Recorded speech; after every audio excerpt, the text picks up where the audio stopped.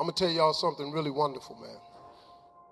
Albert Einstein has a quote that changed my life, because it's something that we all have and you may have never understood it. Albert Einstein said, "Imagination is everything. It's the preview to life's coming attractions." If you can get this right here, this can change it for you. Imagination is everything. It's the preview to life's coming attractions. That means everything you see in this world came from somebody's imagination. Everything. Somebody was talking on the phone one day and it was connected to the wall. And they was walking, they went, "Man, I sure wish this phone would go outside." Everybody in here got a cell phone. Imagination is everything. See, you've been thinking all this time that your imagination was just some hocus pocus. It ain't. I want you to hear me on this one, because this is the most powerful thing that I can tell you today. Albert Einstein had that quote, but Albert Einstein took that quote out the Bible. I don't know who you've been talking to that's been telling you all these sayings about money. Money is the root of all evil. Money can't buy you happiness. Money can't buy you happiness, but I tell you what though, it'll park you right in front of Happy's house. You can at least see if he home. See, listen to me. Albert Einstein took the second half of my mother's favorite scripture. My mother's favorite scripture is, and you've all heard it, faith is the substance of things hoped for and the evidence of things not seen. Faith is the substance of things hoped for. It just means, really, that the pure essence of faith, it ain't nothing but hope. At one point in time, you're going to have to get smart now, people. All that hoping after you become an adult, it shouldn't be hope no more. This ought to start turning into some faith. Quit hoping, man. Turn it into faith. Faith is the belief in things that you cannot see. Ask for something from God, you don't know how in the world you're going to get it. That's what ought to be on your vision board. Don't put a bunch of stuff on there you can get. You know what's on my vision board? Things I have no idea how I'm going to get. I got $3 billion on my vision board. Why $3 billion? I don't know, more than one. What you going to do with $3 billion? I have no idea. But when I get it, you will know I have it. Look, man, faith is the substance of things hoped for and the evidence of things not seen. Your imagination is the evidence of things not seen. You know why it's the evidence of things not seen? Because your imagination, you're the only one can see it. Nobody can see your imagination but you. But God places what he has for you in your imagination. Your imagination is a preview of a coming attraction God has for you. That's what your imagination is. That's what it's been this whole time. All them times you've been imagining being rich, that wasn't just up there. God put it in your head because that's what he got for you. That big house you keep wanting, God put it in your head because that's what God got for you. When you keep dreaming of taking a summer vacation somewhere, that's because that's what God got for you. Because that's a coming attraction that God has for you. That's what your imagination is. You've been tripping. You know how many times you done wrote your imagination off? You know the danger about your imagination? You tell it to the wrong people. That's the danger. You want to kill a big dream? Tell it to a small-minded person. Boy, they'll shoot it down every time, won't they?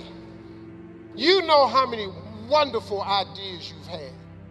stuff that God gave to you, you thought was, man, this is it. You went in there to your friends and your family and you shared it with them and they shot it down. You know why they shot it down? Because they ain't see it. You know why they ain't see it? Because God ain't give it to them. Because he put it in your imagination. If he'd have wanted them to imagine it, he'd have put it in their head. That's why people can't see what you're going to be. That teacher mind, look at you, you're standing there. You can't even talk. How they going to put somebody like you on TV? Well, lady, what you didn't know was I wasn't going to stutter forever. You didn't know God was going to get me over the stuttering, did you? You didn't see it. Because nobody else from 112th Street ever been on TV. You ain't think I'd be the first. You know why? Because you ain't see it. God didn't put me being on TV in her head. He put it in my head. I was just dumb enough to think it could happen. When you gonna get dumb enough to think that your imagination is real? If I was you, I'd hurry up and get that stupid. I really would. But some of y'all are so smart. You got so many degrees. I'm gonna be Usain Bolt. No, you're not. Chances of you being Usain Bolt? Quit imagining stuff that really ain't real. Now, let's hold on. Because in that same class, my best friend wrote on the paper at 10, he wanted to be a doctor. I knew at 10, this was an impossibility. Lonnie can't even read. What doctor you know can't read? What you want to write on your paper is what you gifted at. What are you gifted at? What is the thing that you do the absolute best with the least amount of effort?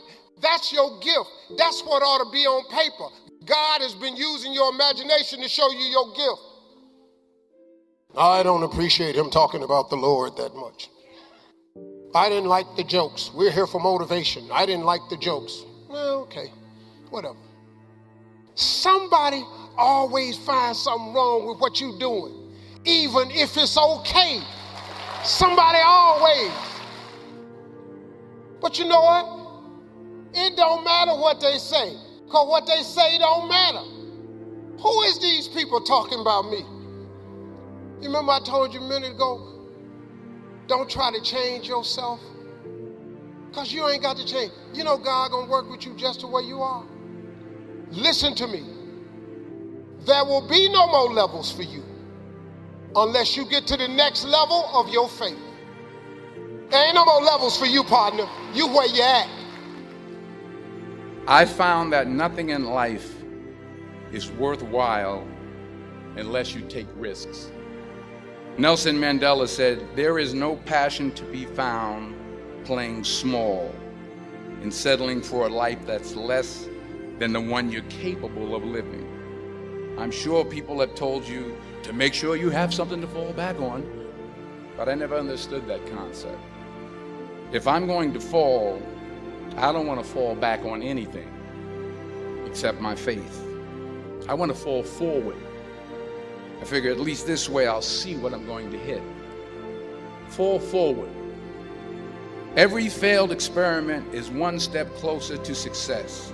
You've got to take risks, and I'm sure you've probably heard that before, but I want to talk to you about why that's so important. First, you will fail at some point in your life. Accept it. You will lose. You will embarrass yourself. You will suck at something. Embrace it, because it's inevitable. And I should know. In the acting business, you fail all the time. Early on in my career, I auditioned for a part in a Broadway musical. Perfect role for me, I thought, except for the fact that I can't sing. I didn't get the job. But here's the thing. I didn't quit. I didn't fall back. I walked out of there to prepare for the next audition, and the next audition, and the next audition. I prayed,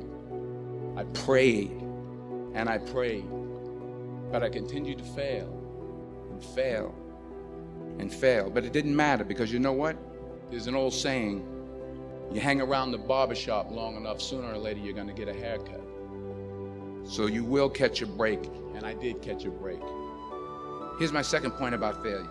If you don't fail, you're not even trying. I'll say it again.